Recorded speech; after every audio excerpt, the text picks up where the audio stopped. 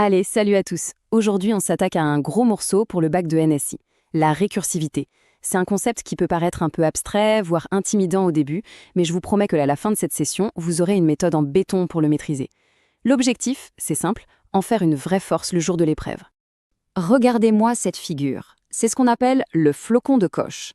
Ce qui est fascinant avec lui, c'est que vous pouvez zoomer encore et encore à l'infini, vous découvrirez toujours plus de détails. Son périmètre est infini, mais il est enfermé dans une surface, elle, bien finie. Et le plus fou dans tout ça, c'est qu'il est généré par un tout petit bout de code qui applique une seule règle, très simple, sur lui-même, en boucle. Du coup, la question est posée. Comment c'est possible ça? Avec les outils qu'on connaît comme les boucles for ou while, ça semble juste mission impossible. Pour décrire ce genre de processus, il faut une nouvelle manière de réfléchir, une nouvelle approche. Et c'est précisément là que la récursivité entre en scène. Alors, voici notre plan de bataille. D'abord, on va définir ce que c'est que penser récursif. Ensuite, on verra les deux règles d'or qui empêchent que ça parte à l'infini. Puis, on va soulever le capot de l'ordinateur pour comprendre comment ça marche vraiment. On explorera ses différentes formes, on analysera ses performances, ça c'est une compétence clé pour le bac, et on terminera avec le kit de survie ultime pour l'examen. C'est bon pour vous? Allez, on y va. La récursivité, en fait, c'est un vrai changement de perspective. D'habitude, on dit à la machine « fais ça, puis encore ça ». Avec la récursivité, on lui dit plutôt « écoute, pour résoudre ce gros problème, imagine que tu sais déjà résoudre une version un peu plus simple du même problème. Moi, je t'explique juste comment passer du petit résultat au grand. » On s'appuie sur la solution du problème lui-même. C'est assez élégant. L'idée peut sembler un peu vertigineuse. Si une fonction s'appelle elle-même, comment est-ce qu'elle s'arrête un jour? C'est la première crainte et elle est tout à fait légitime. Pour éviter de tourner en rond pour toujours, toute fonction récursive doit signer une sorte de pacte, un contrat de confiance avec deux règles absolument fondamentales. Si on les respecte, la fonction arrivera toujours à destination. Prenons un exemple tout simple. Calculer la somme des entiers jusqu'à n. À gauche, c'est la méthode classique, celle que vous connaissez par cœur, la boucle for. On initialise un total, on parcourt les nombres un par un et on ajoute. C'est ce qu'on appelle l'approche itérative. À droite, regardez la version récursive. Elle dit juste, la somme jusqu'à n, c'est tout simplement n plus la somme jusqu'à n-1. C'est plus court, plus direct, beaucoup plus proche de la définition mathématique. On fait une sorte d'acte de foi en supposant que somme de n-1 va, comme par magie, nous donner le bon résultat. Et voilà ce fameux pacte, le voici. Règle numéro 1, indispensable, il faut un cas de base, c'est la condition d'arrêt, le problème si simple qu'on connaît la réponse sans réfléchir. Pour notre somme, le cas de base, c'est somme de 0, et ça vaut 0, point. Règle numéro 2, le cas récursif, c'est là que la fonction s'appelle elle-même. Mais attention, l'appel doit se faire sur un problème qui se rapproche systématiquement du cas de base. Ici, on appelle somme n-1, on diminue n, donc on se rapproche bien de 0. C'est la clé. Bon d'accord. Mais concrètement, comment l'ordinateur fait pour ne pas s'emmêler les pinceaux avec tous ces appels de fonctions qui attendent une réponse? Eh bien, ce n'est pas de la magie. C'est une gestion super rigoureuse de la mémoire, qui utilise une structure de données que vous devez connaître, la pile, ou en anglais le call stack. Pour bien visualiser le truc, on va prendre l'exemple de la fonction puissance. Pour calculer x puissance n, on peut dire que c'est x multiplié par x puissance n-1. Le cas de base, c'est quand n vaut 0. N'importe quel nombre à la puissance 0, ça fait 1. On va suivre pas à pas ce qui se passe quand on lance puissance de 7, 4. Alors quand on appelle puissance 7, 4, l'ordinateur crée une sorte de boîte pour cet appel avec ses variables locales, x égale 7, n égale 4, et il la pose en haut de la pile. Pour finir son calcul, cette fonction a besoin du résultat de puissance 7,3. Du coup, elle se met en pause et une nouvelle boîte pour puissance 7,3 vient s'empiler par-dessus la première. Et le processus continue. Puissance pour 7 appelle puissance pour 7, qui appelle puissance pour 7, qui à son tour appelle puissance pour 7, 0. À ce moment précis, la pile est à son maximum. On a 4 boîtes empilées, 4 appels en pause, chacun attendant le résultat de celui du dessus. Et là, puissance pour 7 arrive. Lui, il atteint le cas de base. Il n'a besoin d'appeler personne. Il connaît la réponse, c'est 1. Et maintenant, c'est là que tout se résout. Le processus s'inverse. C'est le dépilage. Puissance 7, 0 renvoie 1 à celui qu'il a appelé, puissance 7, 1. Ce dernier peut enfin finir son calcul. 7 fois 1, ça fait 7. Il renvoie 7. Ensuite, puissance 7, 2 reçoit ce 7, calcule 7 fois 7, 49, et renvoie 49, et ainsi de suite jusqu'à ce que le tout premier appel, puissance 7,4, reçoive enfin sa réponse et puisse calculer le résultat final. À la fin, la pile est vide.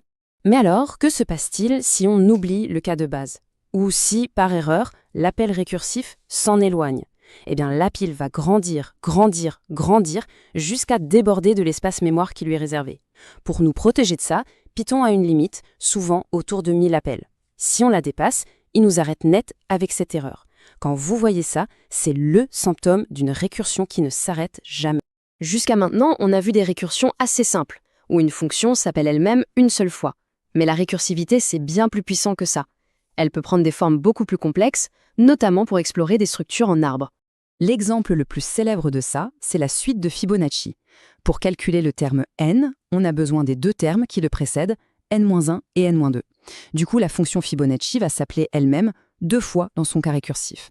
Et là, ça ne crée plus une simple chaîne d'appels, mais un véritable arbre d'appels qui se déploie. C'est bien beau d'écrire une fonction récursive qui fonctionne, mais au bac, ce qu'on attend de vous, c'est aussi de savoir si elle est efficace.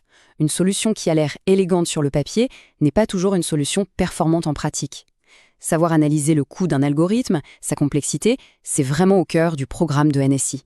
Reprenons notre fonction puissance. À gauche, la version un peu naïve qu'on a étudiée ensemble. À droite, une version beaucoup plus maligne, l'exponentiation rapide.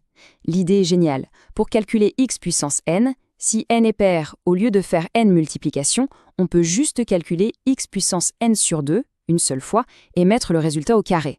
D'un coup, on divise le problème par 2, à chaque étape. Regardez bien ces chiffres. Pour calculer x à la puissance 1000, la première méthode va faire environ 1000 appels récursifs. La pile va monter jusqu'à 1000. La seconde méthode, elle, en divisant le problème par 2 à chaque fois, n'aura besoin que d'une dizaine d'appels. On parle de 1000 contre 10. C'est juste énorme. Ça vous montre à quel point le choix de l'algorithme est absolument crucial. Bon, petit focus sur les erreurs à ne jamais faire, surtout en examen. Primo, oubliez le cas de base, c'est la récursion erreur garantie. Deuxio, un appel avec n+1 au lieu de n-1. Là, vous partez dans la mauvaise direction, ça ne s'arrêtera jamais. Tertio, un appel qui saute par-dessus le cas de base, par exemple avec n-2 si le cas de base est à n égale 0 et qu'on part d'un nombre impair. Et enfin, le plus vicieux, oubliez le mot-clé return devant l'appel récursif. La fonction va bien calculer la valeur, mais elle ne la renverra jamais. Ok, on a vu pas mal de choses. Maintenant, on rassemble tout ça dans votre kit de survie pour le bac.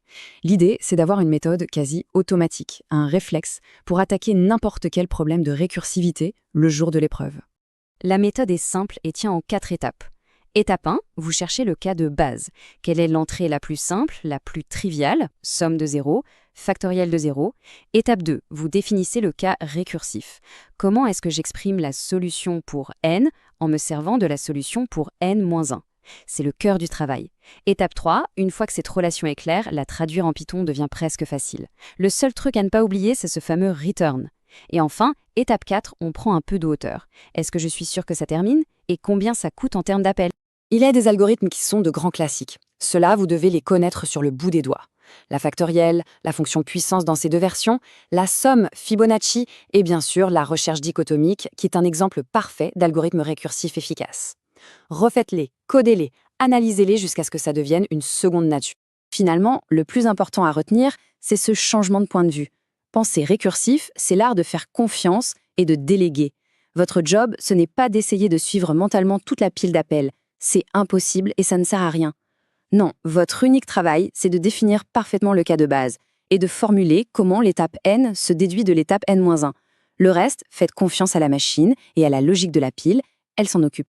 Et voilà, la récursivité, ce n'est plus une boîte noire mystérieuse. C'est une technique de programmation puissante, avec ses règles, sa mécanique bien huilée. Ce n'est pas de la magie, c'est de la pure logique. Entraînez-vous, appliquez cette méthode et vous allez voir que ce qui vous semblait peut-être compliqué va devenir un outil redoutable pour le bac. Vous avez tout ce qu'il faut, maintenant c'est à vous de jouer.